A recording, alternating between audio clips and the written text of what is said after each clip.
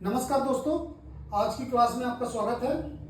आज की क्लास में हम लोग डिस्कस करेंगे कि दिल्ली सल्तनत के अंतर्गत खिलजी वंश के दूसरे प्रमुख शासक अलाउद्दीन खिलजी द्वारा किए गए सैन्य अभियानों के बारे में चर्चा करेंगे।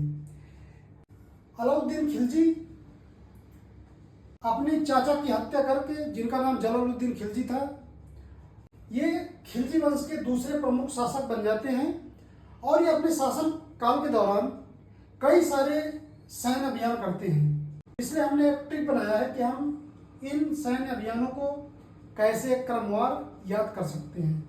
तो आइए देखते हैं, एक छोटी सी ट्रिक है कि इसने कहाँ पे किस राज्य में सैन्य अभियान किया। इसके लिए ट्रिक है गुरची मसीजा देवाद्वारम। गुरची मसीजा देवाद्वारम, ये तो ट्रिक हो गई कि उसने कहाँ किन स्थानों पे, किन राज्यों में सैन्य अभियान किया, ये उनका क्रम दिया हुआ है। साथ ही जहां भी इसने सैन्य अभियान किया, उस राज्य, उस स्थान के तत्कालीन शासक कौन थे, इसके लिए भी हमने एक ट्रिक बनाया है, जो है कहर मसीकारा प्रबल। कहर मसीकारा प्रबल, इस ट्रिक के माध्यम से हम शासकों के नाम याद रख सकते हैं कि जहां पे उसने सैन्य अभियान किया, उस राज्य के तत्कालीन शासक का क्या नाम था, वो हम इस ट्रिक के माध्यम से याद कर सकते हैं। तो आइए देख लेते हैं कि इसमें इसको एक्सप्लेनेशन इसका देख लेते हैं।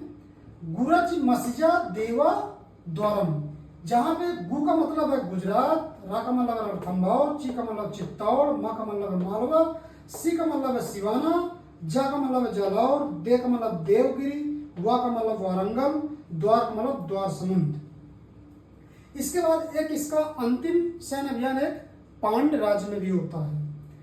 इसके बाद या इसके तत्कालीन शासक को कैसे याद करेंगे? कहर मसीकारा प्रबल। कहर मसीकारा प्रबल, जहां पे का मतलब करदेव, हा का मतलब हमीर देव, रा का मतलब रतन सिंह, मा का मतलब है महालक देव, सी का मतलब शीतल देव, का मतलब कान्हार देव, रा का मतलब रामचंद्र देव, प्रा का मतलब प्रताप रुद्र देव, बल का मतलब है बल्लाल तृतीय। और पांड में जहां पे इन्होंने अंतिम सैन्य अभियान किया, वहां के शासकों का नाम था, दो भाई थे वो, जिनका नाम वीर पांड और सुंदर पांड था। तो इस तरीके हम देख सकते हैं कि अलाउद्दीन खिलजी ने सबसे पहले गुजरात में 1299 ईस्वी में अपना पहला सैन्य अभियान किया, जहां के तत्कालीन शासक करदेव थे।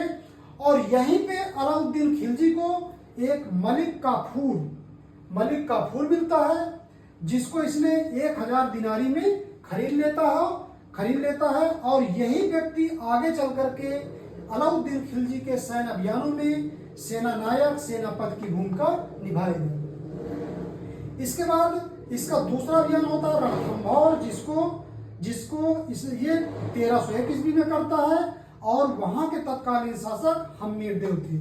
इसके बाद ये चित्तौड़ में 1303 ईस्वी में अपना तीसरा सैन्य अभियान करता है, और वहां के तत्कालीन राजा राणा रतन सिंह थे। और यहीं पे पद्मिनी ने राणा रतन सिंह की पराजय के बाद जौहर कर लिया था।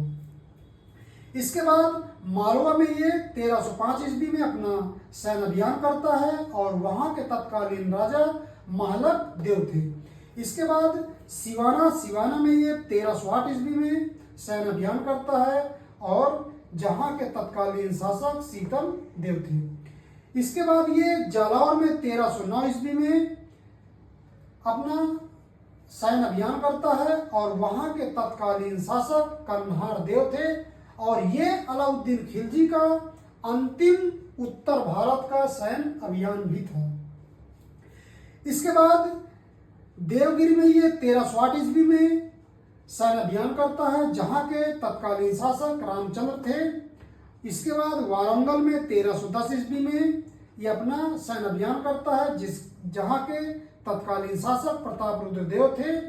और इसके बाद द्वार समुद्र में 1311 ईस्वी में सैन्य अभियान करता है, जहां के तत्कालीन शासक बल्लाल तृतीय थे। और इसका अंतिम दक्षिण भारत का और इसके पूरे शासनकाल का भी अंतिम सैन्य अभियान पांड्य राज्य में होता है, जहां के तत्कालीन शासक दो भाई वीर पांड्य और सुंदर पांड्य होते हैं। इस तरह हम अलाउद्दीन खिलजी द्वारा किए गए सैन्य अभियानों को इस ट्रिक के माध्यम से याद कर सकते हैं। यही नहीं, जहां जहां ये सैन्य अभियान करता है वहां के तत्कालीन शासक राजा कौन थे, उनको भी हम इस ट्रिक के माध्यम से याद कर सकते हैं। एक बार देख लेते हैं, गुरच मसिजा देवाद्वारम, गुरच मसिजा देवाद्वारम। इसके बाद शासकों के नाम, कहर मसिकारा प्रबल, कहर मसिकारा प्रबल, कहर मसिकारा प्रबल। इस तरीके हम अलाउद्दीन खिलजी द्वारा किए गए सैन्य अभियानों को क्रमवार याद कर सकते हैं और उनके उस समय के तत्कालीन शासकों के नाम भी याद कर सकते हैं।